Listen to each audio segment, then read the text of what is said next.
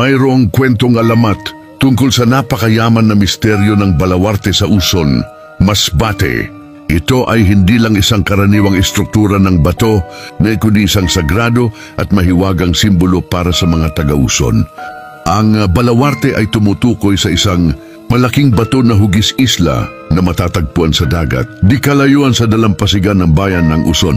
Sa batong ito, may nakaukit na isang eskultura o imahe ni Birheng Maria, Nuestra Señora del Rosario, ang kanilang patron. Narito ang isa sa mga bersyon ng kwentong alamat at mga paniniwala na umiikot sa Balawarte.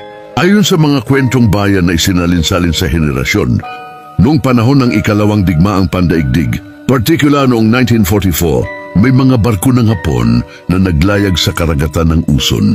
Sa gabi, nang makita ng mga Hapon ang anino ng malaking bato, napagkamalan nila itong barko ng Amerika o ng mga kalaban. Dahil dito kanilang binomba ang bato. Gayunpaman, laking pagtataka ng lahat, ang batong isla ay hindi tuluyang nasira o nalubog. Tanging ang malaking bahagi lang nito ang naapektuhan.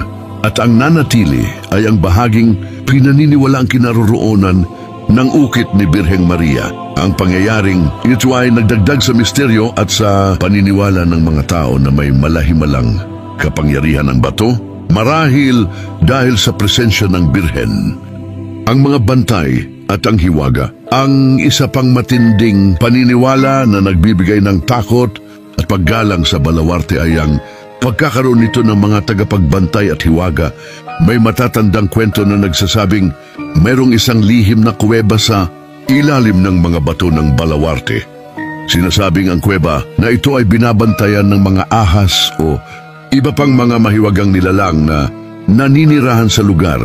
Sinasabing ang sinumang magtangkang lumapit ng may masamang hangarin o magtangkang manira sa Balawarte ay pinaparusahan at nakararanas ng mga hindi maipaliwanag na pangyayari o misteryo.